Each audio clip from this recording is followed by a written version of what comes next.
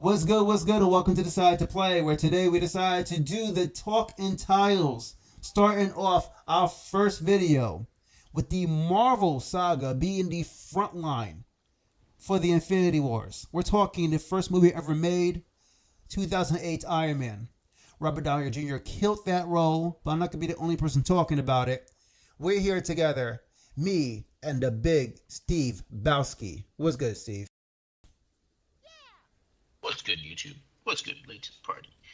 Listen, I am excited to talk about Iron Man today because I got some things to say about that. I'm happy you do. Keep in mind, though, our conversation is going to be kind of short because it's only a one round of this great game called Tilted Towers. Really, it's called Towers Tilted. Or is it called Tilted Towers? It doesn't matter because you're not really watching it for that reason. Hope you listen to us on some kind of podcast out there because the audio matters more than anything else. But make sure you root for me if you're watching this visually. All right? We're going to start up one race, one conversation, and a rating of 1 through 10 at the end of it. So we're going to start now. And let's go. So I'm going to let you lead the conversation, bro. Iron Man 2008. Talk to me. So, listen, I really enjoy the fact that that's how they started off the whole Infinity Saga. This was amazing to bring Iron Man into it and to redo a whole actor's career. What did you think about Robert Downey Jr. playing one of your favorite superheroes? I think if they decide to go with Jack Sparrow, I've been really pissed off because there's no better person than Robert Downey Jr. playing a recovering alcoholic, complete narcissistic, bad boy complex, daddy missing creature of habit, and just a great warrior for the suit that I call the Batman of Marvel. It is the Batman of Marvel. That's it, bro. That is a very good point. Honestly, it was a great introduction, and I don't know. There were some things that I didn't love about the movie. Mostly Jeff Bridges' character, Obadiah. Okay. I wasn't in love with that, and I think Jeff Bridges is a good actor. So I was kind of upset with that portrayal. I see what they were doing with it. It just, I don't know. It felt like a side plot in the movie. For someone that doesn't actually read the comics like that, which he is my favorite hero from Marvel for sure, but I wasn't big on reading the comics of Iron Man. I gotta say, the first villain being someone in his company, I respected that because Iron Man's life, the life of Tony Stark was really his company. And to have someone so sour and so evil running his company, besides him himself, of course, it played a really good major role how the rest of the characters are going to develop.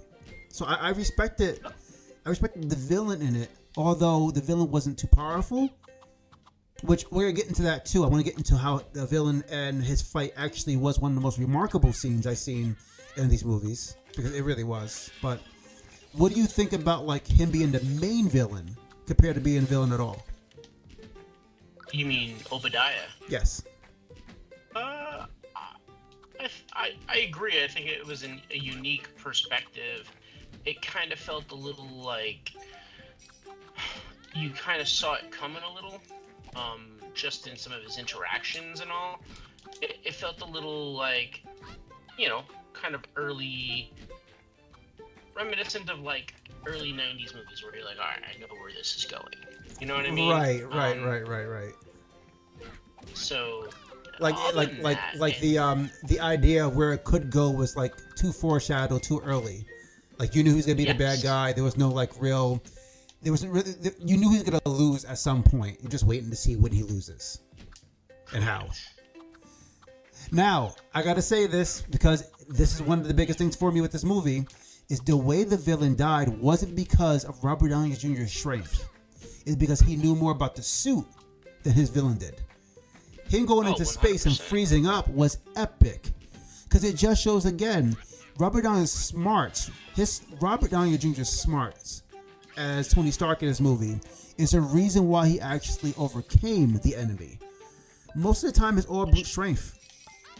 It's true, and I think that's what kind of separates him from other just heroes, is that, everyone thinks he's the playboy philanthropist, but really he's a smart fucking dude. He is.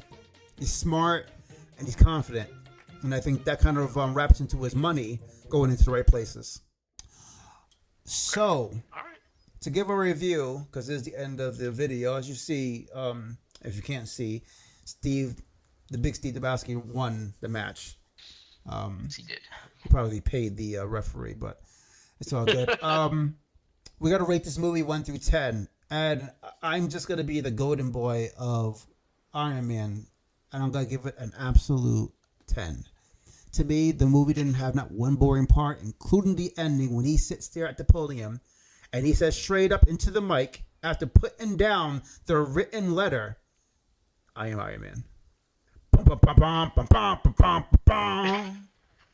You don't get better than that. I got up into the seat, and then I got up from the seat, and I clapped at the screen. All right, Laughed at the screen. what is Wow. your review out of 10? I'm just gonna move the mic a little closer to my table so you can hear it. Right. That's my jaw hitting the table. A 10, a masterpiece. A masterpiece. So I gave it an 8. I did. I gave it an 8. It was a solid introduction, and I think it had room for improvement. I loved the fact that this was the introduction to it all. Like, this was the beginning of what ended up being 12 years of movie going experiences. I literally loved that fact for it, but masterpiece, this is where we disagree, my friend. Okay. So, masterpiece, late to the party. Number 8 out of 10, Big Steve Dabowski. Thank you very much for coming by, chilling with us, and coming to hear our talk. We want to hear your review on it too. So leave it down there in the comments. We really appreciate y'all. All right, say goodbye to the people, Steve. Bye, the people. And that's how it ends. All right, people. Check out our other videos.